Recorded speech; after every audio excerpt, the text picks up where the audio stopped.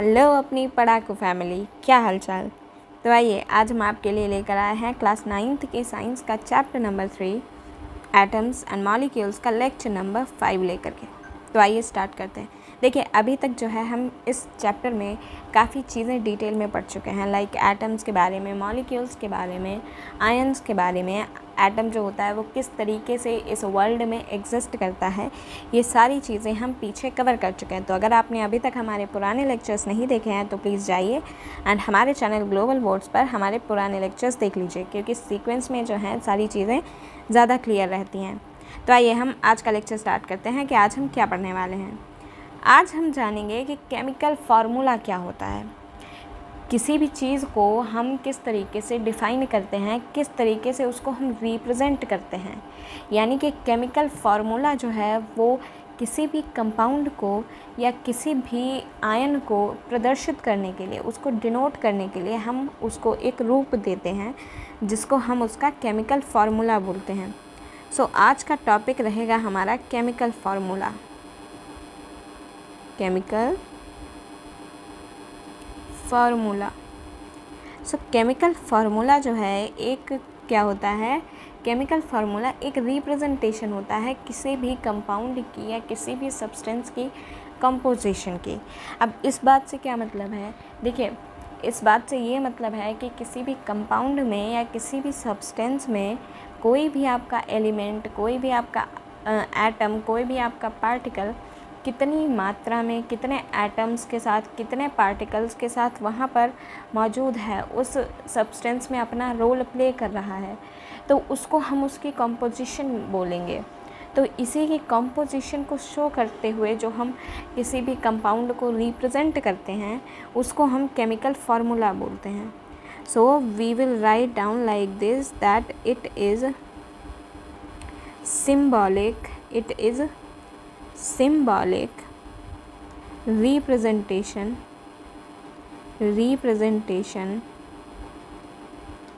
of its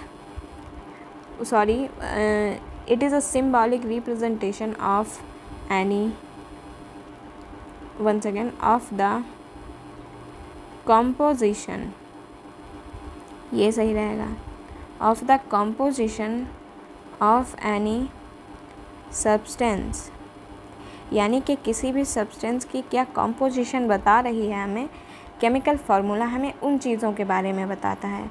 अब यहाँ पर ये सिंबॉलिक रिप्रेजेंटेशन वर्ड क्या डिनोट कर रहा है, सिंबॉलिक रिप्रेजेंटेशन वर्ड हमें ये बता रहा है कि केमिकल फार्मूले में हम किसी भी एलिमेंट को लेकर, यानी कि हम किसी भी एलिमेंट को उसके नाम से नहीं लिखते हैं, उसके सिंबल से रिप्रेजेंट करते हैं। जैसा कि मैंने आपको पहले भी बताया है कि सभी एलिमेंट्स के आपको सिंबल्स याद होने चाहिए, उनके एटॉमिक नंबर्स आपको याद होने चाहिए, और हो सके तो आप उनके जो है एटॉमिक मासेस भी याद कर लें। ज़्यादा नहीं, आप कम से कम एटॉमिक नंबर 30 तक जो है आप इनको याद कर लें, क्योंकि ये हमारे जो एलिमेंट्स हैं वो हम काफ़ी ज़्यादा यूज़ करते हैं फ्रिक्वेंटली। सो केमिकल फार्मूला जो होता है वो एक सिंबॉलिक रिप्रेजेंटेशन है किसी भी सब्सटेंस में उसकी कंपोजिशन को शो करने के लिए। ओके, अब देखिए यहाँ पर क्या होता है। अब यहाँ पर जो है हमें केमिकल फार्मूला लिखने के लिए किन चीज़ों के बारे में जानकारी होनी चाहिए। सबसे पहला तो हमें इसके सिंबल्स के बारे में जानकारी होनी चाहिए, है ना, सिंबल्स के बारे में पता होना चाहिए। एंड फिर हमें पता होना चाहिए कंबाइनिंग कैपेसिटी के बारे में, कंबाइनिंग कैपेसिटी। वंस अगेन इसको मैं सही से लिख देती हूँ, that for writing chemical formula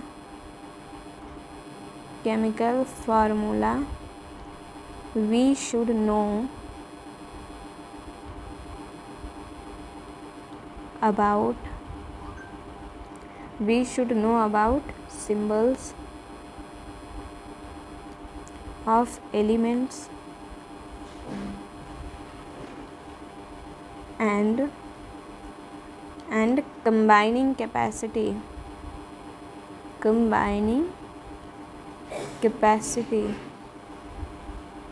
of elements okay, so symbol तो हो गए हैं कि जिससे हम किसी भी एलिमेंट को रिप्रेजेंट करेंगे।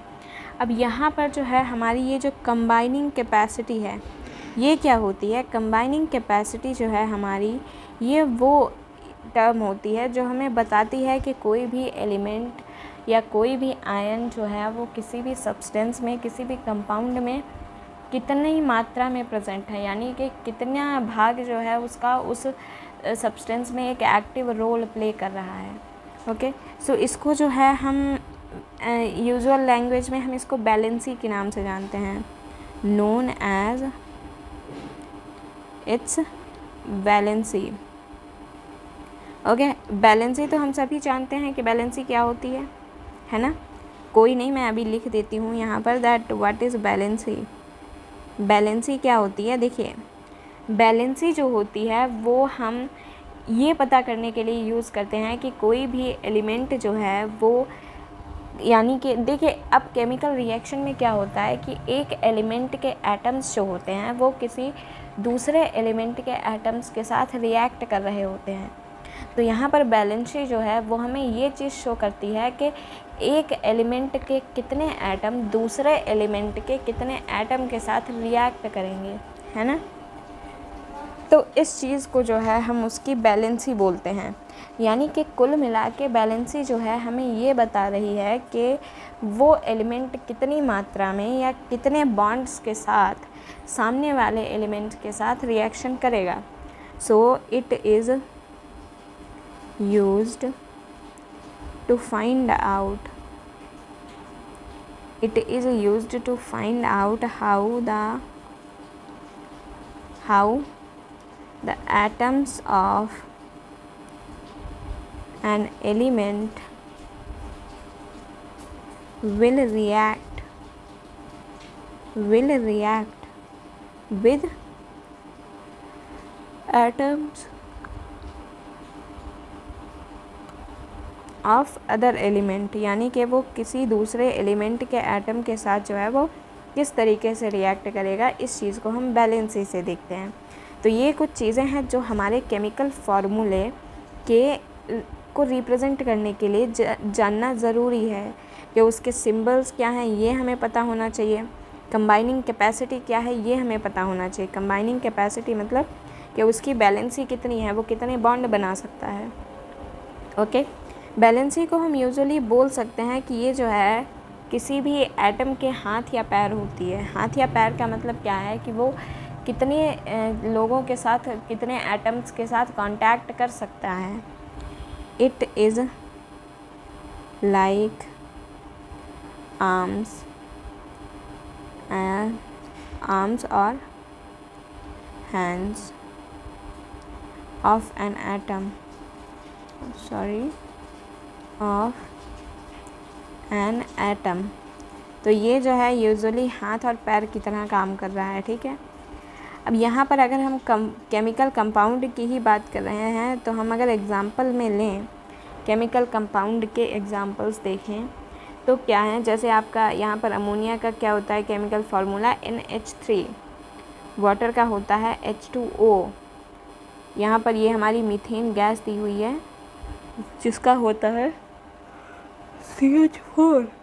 अब देखिए यहाँ पर अगर हम अमोनिया के फार्मूले की बात करें, केमिकल फार्मूले की, तो यहाँ पर एक नाइट्रोजन है एंड 3 हाइड्रोजन है। यानी कि एक नाइट्रोजन जो है वो 3 हाइड्रोजन के साथ रिएक्ट कर रहा है। यानी कि अब अगर हम इसको इस तरीके से बनाएं तो यहाँ पर ये देखिए 3 है हाइड्रोजन, है ना। तो यहाँ पर हमारा नाइट्रोजन के जो हाथ पैर हैं वो 3 हैं, बट ऐसा नहीं है। यहाँ पर जो है इसके पास 2 लोन पेयर भी होते हैं जिनके बारे में आप आगे आराम से पढ़ेंगे, ठीक है।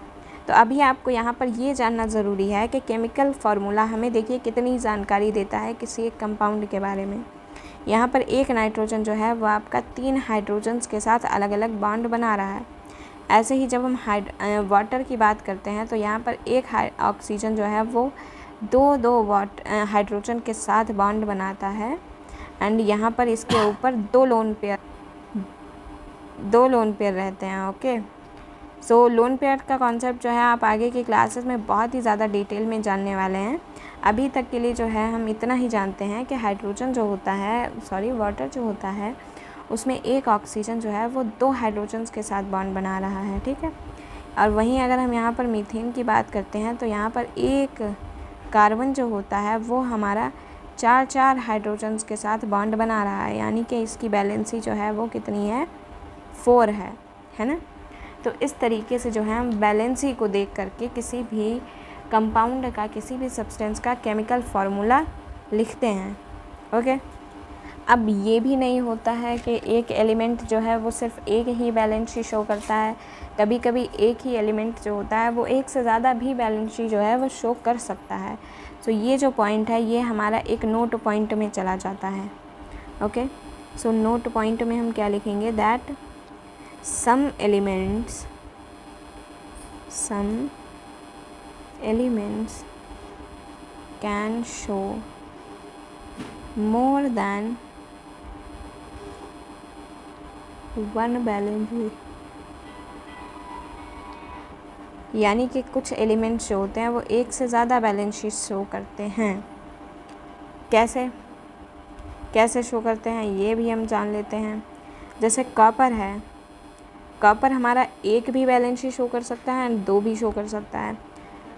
तो इस तरीके से इन चीज़ों के बारे में भी जो है आप जैसे जैसे आगे क्लासेस में जाएंगे वैसे वैसे आप डिटेल में पढ़ेंगे। फ़िलहाल आप इतना जान लीजिए कि कुछ एलिमेंट्स जो होते हैं वो एक से ज़्यादा बैलेंस शीट शो करते हैं। अब एक बात बताइए, हमने यहाँ पर देखा कि हमें बस बैलेंस ही पता होनी चाहिए, सिंबल पता होने चाहिए, हम केमिकल फार्मूला लिख सकते हैं। तो इसके कुछ रूल्स भी तो होते होंगे ना, ऐसे तो हम किसी भी चीज़ का कुछ भी फार्मूला लिख दें, कोई दिक्कत ही नहीं होनी चाहिए। तो उसके लिए जो होते हैं रूल्स होते हैं कुछ। तो हम अब देखते हैं कि क्या रूल्स होते हैं। Rules for writing chemical formula. तो केमिकल फार्मूला लिखने के लिए हमें किन किन चीज़ों पर ध्यान देने की ज़रूरत है। अब हम जो है यहाँ पर पॉइंट वाइज बात करते चलेंगे कि क्या क्या जो है हमें ध्यान देने की ज़रूरत है। तो देखिए, हमने क्या बात करी थी कि कोई जो कंपाउंड बनता है वो आपका कैटायन और एनायन से मिलकर बनता है ना, जिसमें से आपका जो कैटायन होता है वो हमारा पॉजिटिव होता है एंड जो हमारा एनायन होता है वो हमारा नेगेटिव होता है ना। सो कैटायन प्लस एनायन ये जो होते हैं ये हमारे मिल करके कंपाउंड बनाते हैं, इनके बीच में बॉन्ड बनता है ना। कैटायन जो है ये हमारा पॉजिटिव है, एनायन जो है ये हमारा नेगेटिव है। अब एक बात बताइए, हमें ये चीज़ ध्यान रखनी है कंपाउंड बनाते टाइम कि हमारा जो ये प्लस और माइनस है ये दोनों चीज़ें हमारी बैलेंस होनी चाहिए, तब हम जो है सही से कंपाउंड बना पाएंगे। यानी कि अगर देखा जाए तो हमारा जो कंपाउंड है वो न्यूट्रल होना चाहिए, उस पर नो चार्ज, कोई चार्ज नहीं होना चाहिए, है ना। क्योंकि जिन भी कंपाउंड्स पर या फिर जिन भी आयंस पर आपके, यानी कि आयंस क्या बोले हम, जो भी ग्रुप्स होते हैं एटम्स के, अगर उन पर आपका कोई चार्ज प्रेजेंट होता है तो हम उसको आयन बोलते हैं, है ना। कंपाउंड जो होते हैं वो हमारे यूजुअली न्यूट्रल होते हैं। सो हमारा फर्स्ट लॉ क्या हो जाएगा जो हमें काफ़ी ध्यान में रखना है, दैट बैलेंसी और चार्जेस मस्ट बैलेंस, है ना। So valency, one second, the valency and charges must balance, वो बैलेंस करने ही चाहिए, गड़बड़ नहीं होनी चाहिए इसमें। अब क्या होता है देखिए, यहाँ पर हम सेकेंड लिख सकते हैं, that the compound must be neutral, compound जो है हमारा वो न्यूट्रल होना चाहिए। अब एक बात हम क्या करते हैं कि जब भी हम कोई ऐसा कंपाउंड बना रहे हैं जिसमें हमारा मेटल और नॉन मेटल कंबाइन कर रहे हैं, तो उसमें हम क्या करते हैं, हम मेटल जो होता है हमारा हम उसको पहले लिखते हैं, मेटल के सिंबल को हम पहले लिखते हैं।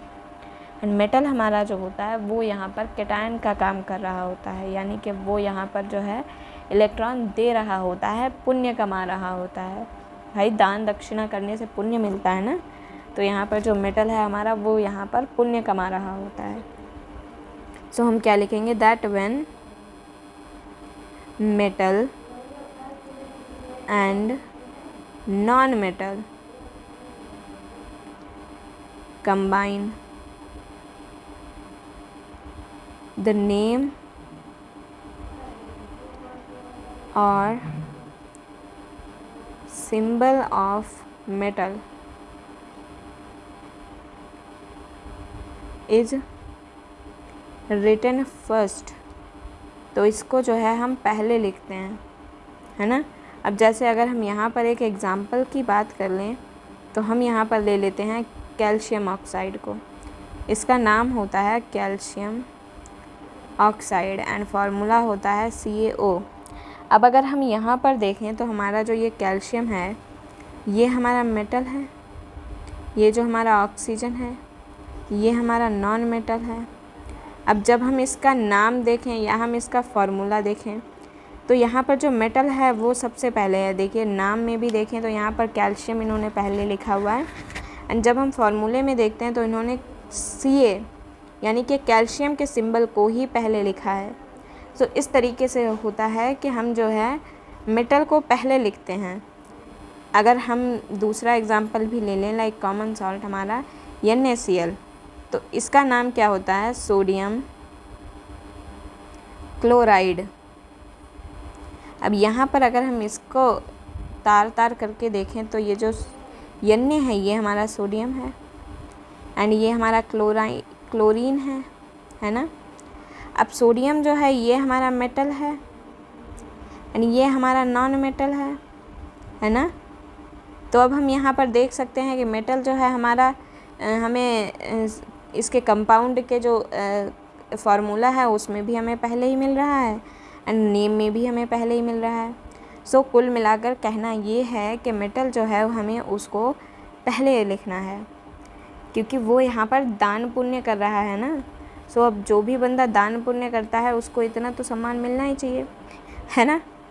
सो ये है कि हमारे जो मेटल्स होते हैं वो नेम में पहले आते हैं, उनको हम पहले लिखते हैं। अब वहीं अगर हम बात कर लें पॉली एटॉमिक आयंस की, तो इनमें क्या होता है कि पॉली एटॉमिक आयंस का मतलब होता है कि इसमें एक जो कुछ आयंस जो होते हैं उसमें एक से ज़्यादा एलिमेंट्स जुड़े होते हैं, है ना। तो अब इसमें क्या है कि मान लीजिए कोई एक पॉली एटॉमिक आयन जो है वो हमारा एक से ज़्यादा नंबर में है, वो जो है हमारा एक से ज़्यादा नंबर में है, तो उसको जो है हम ब्रैकेट बंद करके लिखेंगे, है ना। सो क्या है कि in the case of polyatomic ions, the number of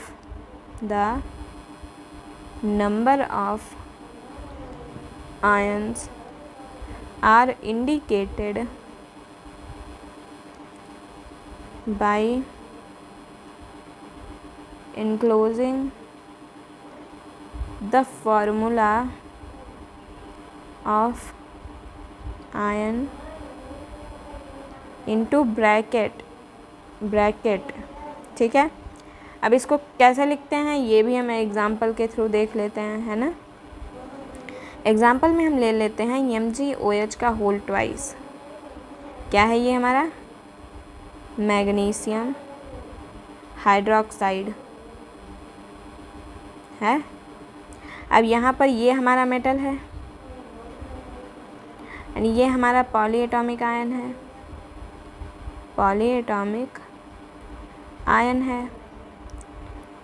atomic ion इसलिए है क्योंकि ये देखिए दो अलग अलग जो है हमारे एलिमेंट से मिलकर बना है ना। इसका आयन होता है OH माइनस। सो यहाँ पर क्या है, अब OH माइनस जो है यहाँ पर नंबर में 2 हैं। सो हमने क्या किया, हमने यहाँ पर ब्रैकेट में इसको बंद करके उसके बाहर 2 लिख दिया, जिससे क्या हो गया कि यहाँ पर हमें पता चल गया कि यहाँ पर जो है हमारा OH जो है एक पॉलीएटॉमिक आयन जो है वो हमारा उसके 2 एटम्स यहाँ पर रिएक्ट कर रहे हैं। ओके, वहीं अगर हम बात करें NaOH की, तो इसमें हमने इसको जो है ब्रैकेट में नहीं लिखा है। क्यों? क्योंकि यहाँ पर जो है इसका एक ही एटम जो है वो रिएक्ट कर रहा है। बट वहीं अगर हम CaOH का होल ट्वाइस की बात कर लें तो यहाँ पर भी देखिए हमने इसको ब्रैकेट में बंद किया है, क्योंकि यहाँ पर भी जो है ये 2 एटम्स के साथ रिएक्ट कर रहा है ना। तो आई होप कि आपको चीज़ें क्लियर हो रही होंगी धीरे धीरे, है ना, टफ़ नहीं है इतनी। अब जो है हम कुछ सिंपल कंपाउंड्स के फार्मूले को लिखने की प्रैक्टिस कर लेते हैं, उनके बारे में कुछ जान लेते हैं चीज़ें। सो हम नेक्स्ट हेडिंग डालते हैं अपनी, दैट फार्मूले ऑफ सिंपल कंपाउंड्स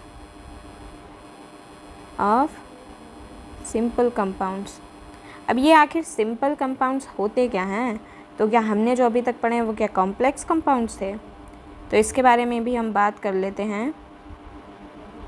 देखिए यहाँ पर जो ये सिंपल कंपाउंड है, इससे हमारा मतलब ये है कि यहाँ पर जो कंपाउंड है हमारा वो सिर्फ दो अलग अलग जो है एलिमेंट से मिलकर बना है। एंड ये जो हमारे सिंपल कंपाउंड्स होते हैं, यानी कि जो 2 एलिमेंट से मिलकर बने होते हैं, इनको हम बाइनरी कंपाउंड बोलते हैं। क्या बोलते हैं? तो हम ये भी लिखते हैं that simplest compounds made up of 2 different element are called, क्या कहते हैं इन्हें? Binary compounds. बाइनरी का मतलब जहाँ पर जो है 2 अलग अलग टाइप के एलिमेंट्स मिल करके हमें यहाँ पर कंपाउंड एक दे रहे हैं, तो उसको जो है हम यहाँ पर बाइनरी कंपाउंड बोल देते हैं। क्योंकि यहाँ पर जो ये बाई वर्ड है ये हमें दो को रिप्रेजेंट कर रहा है, ये हमें 2 की तरफ इशारा कर रहा है कि 2 अलग अलग जो हैं एलिमेंट्स यहाँ पर जुड़े हैं। सो इसका जो है केमिकल फार्मूला लिखने के लिए भी हमें जो है जो एलिमेंट्स हैं उनकी बैलेंसीज पता होनी चाहिए कि कौन सा एलिमेंट जो है वो हमारा कितनी बैलेंसी के साथ रिएक्ट कर रहा है। We must know the valencies of elements to write the chemical formula.